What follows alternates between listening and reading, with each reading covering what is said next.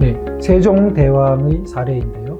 조선 왕조는 실록을 남겨서 방대한 기록이 기록되어 있습니다. 그래서 왕의 어떤 관계된 내용은 너무나 상세할 정도로 남아 있는데요. 그 중에 이제 제가 뽑은 부분은 이 정치학계에서 널리 알려져 있는 그 주제인데, 부민고소제라는 부분을 문제 삼은 것입니다. 부민이라는 것은 그러니까 평민을 말합니다. 그러면은 어떤 지역의 평민이 대표적으로 그 고을의 수령, 더 확장되면 이제 그 고을의 유력자 양반일 수도 있겠죠. 그런 신분이 높은 사람을 고소할 수 있느냐, 이런 문제입니다. 자, 이것이 논쟁이 되었던 것을 보면은 고소했던 기억이 남아 있는 것입니다. 만약에 그런 기억조차 없는데 한번 이런 거 고소해 볼까요? 할 리가 없겠죠. 엄격한 신분사회인데 그럴 리가 없고, 새로 된 왕조에서 새삼 그 문제를 논할 리도 없었을 겁니다. 그런데 제가 지난 강좌에서 고려태조의 모습을 보여드렸던 것처럼 뭔가 부민고소제에 가까운 모습이 고려태조를 통해서 일어났죠. 그때 그 모습이 있는 것을 볼 수 있습니다. 아랫사람이 윗사람을 이렇게 고발도 하고, 그러면 그걸 지체했다고 해서 오히려 지체한 관리를 벌주고, 이런 모습이 고려태조의 역사 속에 기록되어 있단 말이죠. 그런데 후대로 이어지면서 그게 오히려 약해지는 모습을 보게 됩니다. 하극상 이런 거 허용하면 안 된다 이러면서. 자, 그랬다가 조선왕조가 되었는데, 조선왕조 초기죠. 세종만 해도 4대 네 번째 왕이지 않습니까? 이 초기에 세종 때에 많은 조선 왕조의 이제 기틀이 확립되어서 그 뒤로 500년도 왕조로서는 굉장히 긴 기간입니다. 그래서 500년을 이어갔던 조선 왕조의 기틀이 형성되는데, 그때 이제 이 부민고소제가 다시 문제가 되어서 세종이 굉장히 고민을 오래 합니다. 단번에 결론을 못 내리고 한 10년 가까이 이렇게 고민을 하고 이제 결론이 내려지는데, 과연 잘된 결론이 내려졌을까요? 우리 한번 살펴보겠습니다. 자, 수령이 부민의 전답을 오판한 것을 부민이 그 오판을 정소하고, 자, 이거는 심지어 민사소송적인 거예요. 평민끼리 다툼이 생겼는데 그 다툼을 수령이 당신은 사법부도 겸했으니까 잘못 판단했어요. 순수한 실수일 수도 있지만 이것은 어떤 유력자의 입김이 작용했을 수도 있는 거 아닙니까? 그런데 거기에 대해서 제발 구제해 주십시오, 이렇게 개정을 청구하는 것 같은 것이야 어찌 고소라고만 하겠는가. 사실 자기의 부득이한 일이라 할 것이다. 세종의 말입니다. 자기 부득이 지사. 그래서 제 은사이신 김홍우 교수님은 이 자기 부득이 지사, 자기의 부득이한 일이다, 이것이 우리 기본권이라는 서양의 번역어의 굉장히 원래의 모습에 가까운 표현이 아니겠나, 이렇게 말씀을 하셨는데 상당히 의미심장한 말이라고 생각됩니다. 양심의 자유, 언론의 자유, 이런 걸 한번 생각해 보죠. 그건 어떤 영역입니까? 종교의 자유. 내가 정말 이렇게 하지 않고서는 내 존재가 허물어지고 말 거다. 내가 정말 참을 수가 없다. 내가 이렇게 하지 않으면 안 된다. 부득이한 일이다. 이런 영역에 다 있는 것을 개인의 근본적 자유, 기본권, 이런 말로 표현하지 않겠나 싶습니다. 내 신체를 함부로 누가 끌고 가가지고 감옥에 넣는다는 것. 내가 그거는 너무 억울하다. 정말. 너무 참을 수 없다. 누가 나한테 나는 맞기 싫은데 마음대로 강제로 막 주사를 놓는 거, 이런 것을 나는 그건 정말 나로서는 참을 수 없다. 미칠 것 같다.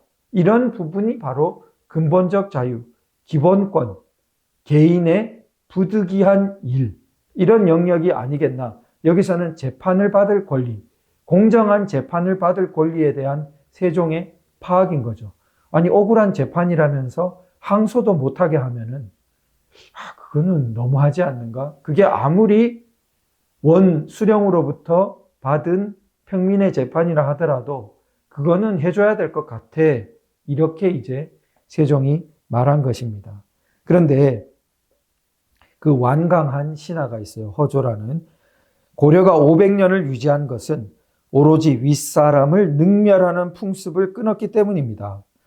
부민의 수령에 대한 관계는 아들의 아버지에게와 신하의 임금에 대한 것과 같아서 절대로 범할 수가 없습니다. 이렇게 말하는 거예요. 자, 아까의 파악. 고려 태조가 오히려 마그나카르타로 갈 수 있는 방향을 열었는데 그게 아니라 그걸 가장 나쁘게는 아들이 아버지한테 대드는 거하고 연결시켜가지고 아들이 아버지를 고소하는 것하고 연결시켜서 절대로 해서는 안 되는 일이라고 몰아간 것이 옳다.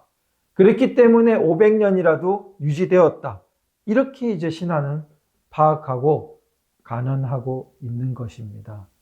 항상 그 아리스토텔레스의 글에도 나오지만 이 민주사회에서 선동가, 옛날 참주정에서는 아첨꾼, 뭐 이런 그 영역이 있게 되죠. 그 왕보다 더 일종의 전제적인 모습을 부추기고 있죠. 물론 이 허조는 자기 나름의 철학이 있습니다. 자기 나름의 아주 절대 왕정에 가까운, 그래야 세상이 유지된다, 이런 그 자기의 관점을 가지고 이렇게 말하는 것이죠. 그러나 오늘날 근대 문명의 발전 방향으로 보았을 때는 세종이 가졌던 문제의식을 더 발전시키는 것이 맞지 않았겠는가. 그런데 심한 이 제동이 신하 측으로부터 걸립니다. 자, 그래서 1433년, 아까 전에 이제 2년 전에 이런 일이 있다가 그 다음에 33년에 이제 막바지에 갔습니다. 막바지에 어떻게 가냐면 내 생각으로는 소장을 수리하여 옳고 그른 것을 판단하여 그의 원역함을 풀게 하고 오판이 있더라도 수령은 처벌하지 않는다면 백성의 원역함도 풀 수 있고 명분은 엄수되어서 두 가지가 다 완전하게 되고 폐해는 없을 것이다. 세종이 이제 타협책을, 누구의 말을 듣고 이제 타협책을 제시했어요. 그러니까 항소에 해당되는, 민사 항소에 해당되는, 사실은 형사도 포괄하고 있고요. 이게 되면 저것도 뚫립니다. 그래서 억울함은 풀어주고, 그러나 그 억울한 재판을 했던 그 고을원, 그건 아마도 옛날로 봤을 때 뭔가 더 뒤에 나쁜 게 더 있는 거예요. 근데 거기에 대해서는 더 이상 묻지 마라. 불문에 붙여라. 그러면은 이 사람은 구제되어서 좋고, 그 다음에 한편으로는 질서가 너무 이제 흐트러지지 않는다. 명분이 엄수된다. 그러니까 좋지 않겠냐. 이렇게 이제 말한 거죠.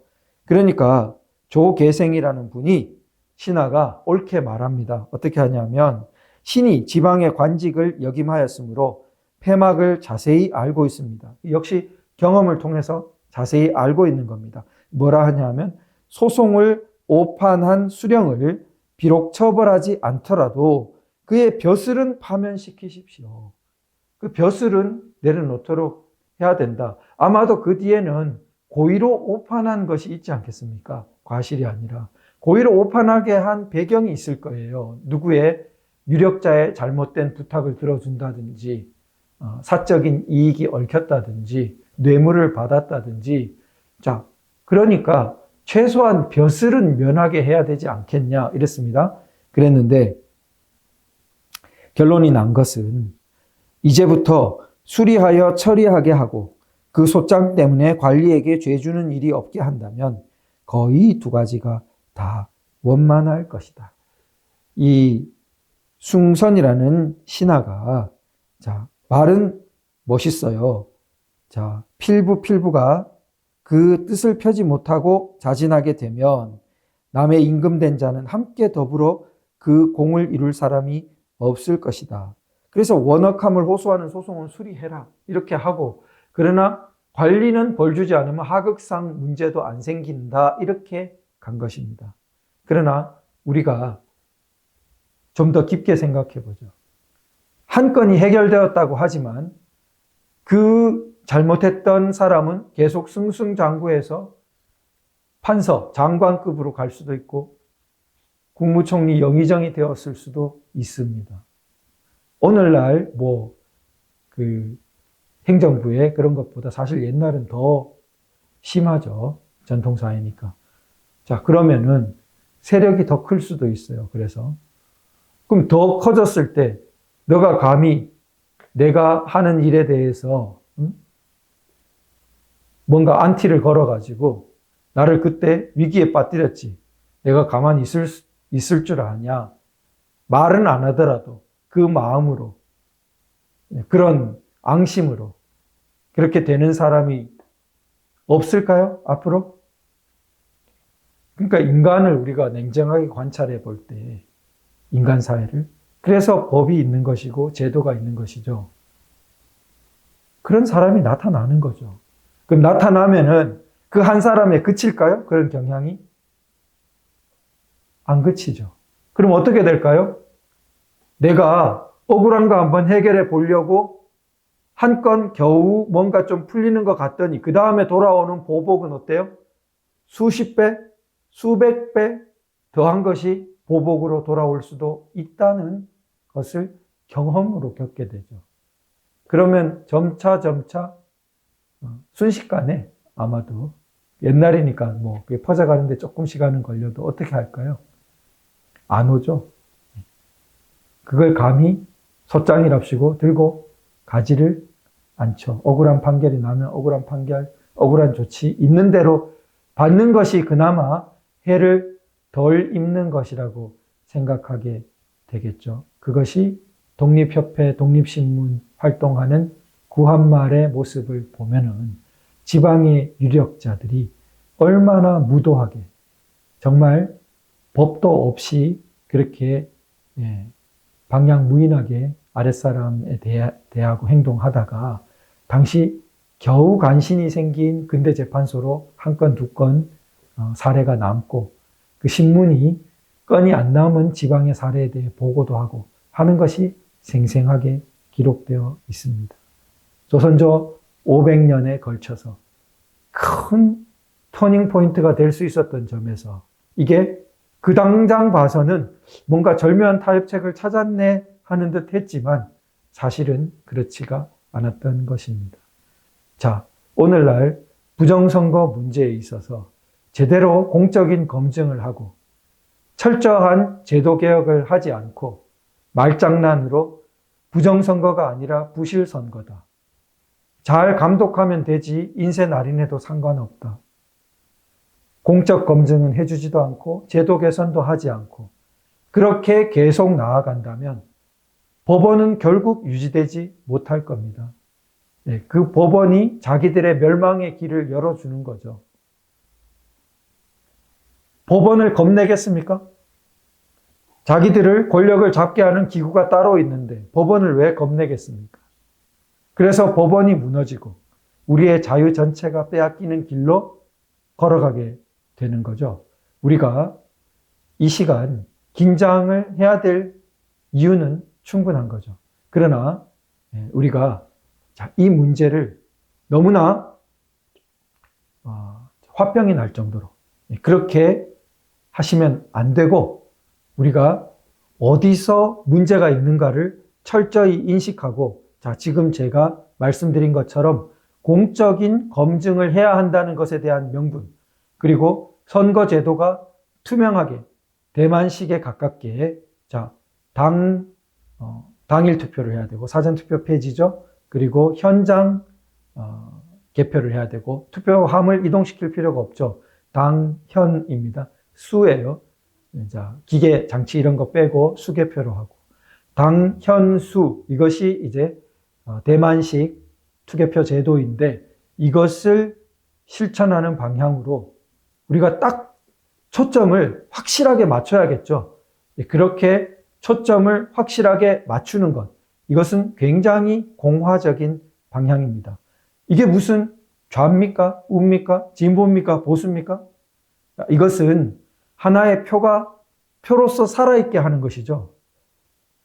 재산이 덜 가진 사람일수록 그 표는 더욱 귀중합니다.